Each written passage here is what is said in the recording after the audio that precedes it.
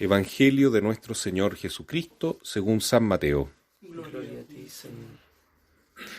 Jesús estaba hablando a la multitud cuando su madre y sus hermanos, que estaban afuera, trataban de hablar con él. Alguien le dijo: «Tu madre y tus hermanos están ahí afuera y quieren hablarte». Jesús le respondió: «¿Quién es mi madre y quiénes son mis hermanos?».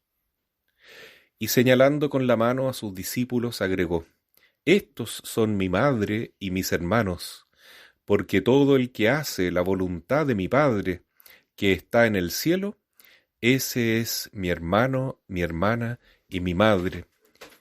Palabra del Señor. Gloria y honor a ti, Señor Jesús.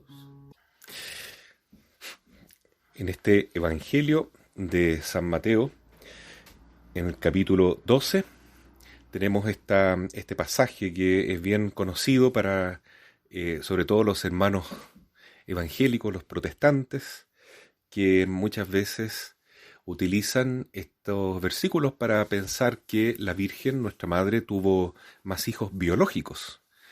Porque cuando Jesús está hablando con la multitud, llega alguien y le dice: «Mira, Señor, tu madre y tus hermanos están afuera y quieren hablar contigo». Y bueno, siempre se ha dicho como explicación en nuestra iglesia, y yo creo que esa es la pura verdad, porque es así, se puede demostrar en la Biblia, que la palabra hermano para los judíos y para los semitas en general significa parientes, ¿no? Es así que, por ejemplo, tenemos en el Antiguo Testamento que Abraham llama hermano, ¿no es cierto?, a su sobrino Lot, que era un pariente lejano, un hermano. Y entre primos hermanos también. Sabemos que los parientes de Jesús, hijos de María de Cleofás, eran primos, pero no eran hermanos biológicos. Y Jesús lleva esta explicación más allá y dice: ¿quiénes son mis verdaderos hermanos? ¿Quién es mi verdadera madre? Son aquellos que hacen la voluntad de Dios. También utilizan este pasaje los evangélicos para decir que María, la Santísima Virgen, no tiene tanto valor a los ojos de Jesús, porque serían más importantes los discípulos. No porque la Virgen haya sido madre biológica, va a ser más importante que los discípulos. Jesús indica a los discípulos y dice: estos son mis hermanos, esta es mi madre.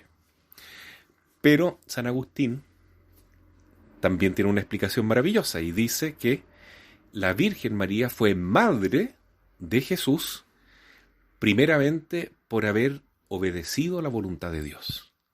Primero fue discípula porque escuchó la palabra de Dios, dijo fiat, hágase, y en cuanto es discípula, se hizo madre de Dios, madre espiritual. Nadie hizo la voluntad de Dios mejor que la Santísima Virgen, ¿no?, fuera de Jesús mismo.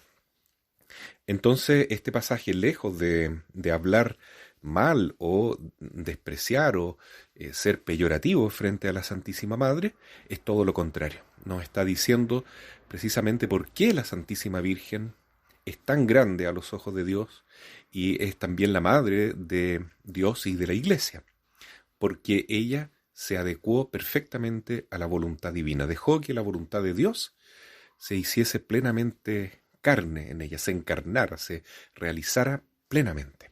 Como dicen nuestros obispos en Puebla, en María todo está referido a Cristo y todo depende de Él. Ella no tenía voluntad propia, por decir así, no tenía autonomía, no quería, como se dice hoy en el mundo feminista, empoderarse, ¿no? Lo que ella quería era ser la servidora. He aquí la esclava del Señor. Y por eso es tan poderosa. Es la reina del cielo y de la tierra, porque el Señor eleva a los humildes, a los que se quieren hacer pequeños, a los ojos de Dios. San Mateo es insistente en este tema de hacer la voluntad de Dios. Es lo que más le gusta a este evangelista y pone en la boca de Jesús que esto es muy, pero muy importante, ¿no? El árbol se conoce por sus frutos. estamos haciendo la voluntad de Dios, entonces realmente pertenecemos a Él. Y vemos el mismo ejemplo de Mateo, cuando Jesús lo llama, sígueme, inmediatamente deja todo y sigue a Jesús como un fiel discípulo.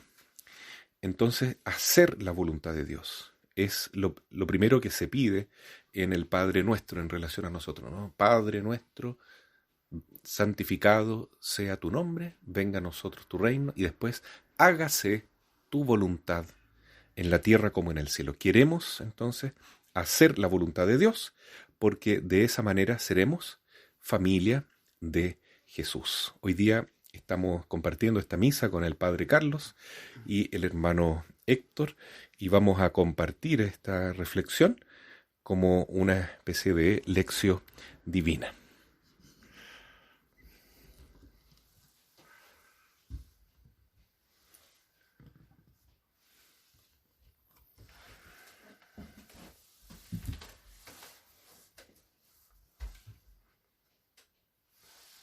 Como bien decía Padre Raimundo, la familia de Jesús no solamente se hace por vínculos sanguíneos, sino que ahora la familia de Cristo quiere ser también aumentar por la unión de la fe, también por esa familiaridad que yo tengo con el Padre y también con nuestra Madre por medio de la fe.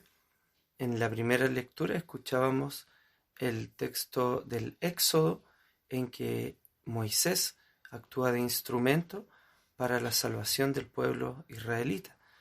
Libra a su pueblo del castigo, de la esclavitud en el fondo de este pueblo egipcio, y este trecho del Éxodo habla que él llega al Mar Rojo y abre el mar. Y gracias a eso el pueblo puede atravesar y en base a dos murallas, a la izquierda y a la derecha, atraviesa el pueblo en un lugar seco, y sin embargo atrás venían todos los guerreros, venían los capitanes, venían la caballería para dar muerte a este pueblo que venía huyendo de la esclavitud. Y hay un comentario bien bonito que decía una persona que Moisés no solamente ordena con su mano que se abra el mar, probablemente no se abrió. El mar solo se abrió cuando él metió el pie en el agua. Antes no. Y es así. La fe no funciona cuando alguien solamente quiere, sino cuando alguien comienza a creer de verdad que Dios va a realizar eso. Por eso que en la medida en que uno se compromete con su fe, también la obra de Dios comienza a funcionar, ¿cierto? No de lejos, no externamente, no con palabras, sino que con hechos concretos, con cosas de verdad. Por eso dice un teólogo que el mar solo se abrió cuando Moisés se mojó los pies. Entonces, también de alguna forma, eso fue causa. La fe siempre recompensada, y en el caso de Moisés, esas aguas que se abrieron, pasó el pueblo israelita, y posteriormente esas aguas se cerraron.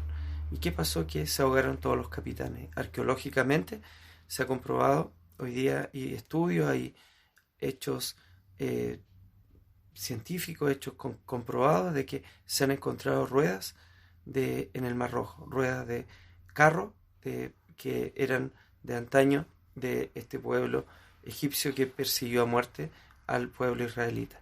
Dios siempre tiene esa salida, esa salvación. Cuando llegó el pueblo al Mar Rojo, era como perecer, era como morir aparentemente, pero sin embargo el poder de Dios es mucho mayor que el mal que puede acechar a un pueblo, a una persona, a una familia, a un corazón. Por eso, si nos ponemos en la mano de Dios, si creemos con fe verdadera, también el Señor nos va a librar de nuestro enemigo. Y continuando con la línea que decía el Padre Raimundo, también en el Padre Nuestro también pedimos eso, que nos libre de todo mal, y que también de las tentaciones, y también que pongamos nuestra parte humana, que es también la fe, que es decirle sí al Señor, aceptar también su voluntad. Bueno, el aporte que yo puedo dar es el siguiente, que cómo hacernos hermanos de Jesús, cómo ser parte de su familia. Eh, lo ha dicho la lectura, ¿no? El que cree en Él y hace su voluntad. Pero en la práctica también nosotros hemos sido hermanados, el género humano se ha hermanado en Jesucristo porque Jesucristo se hizo hombre como nosotros, lleva nuestra naturaleza y nos unió en esa naturaleza con Él, en su persona.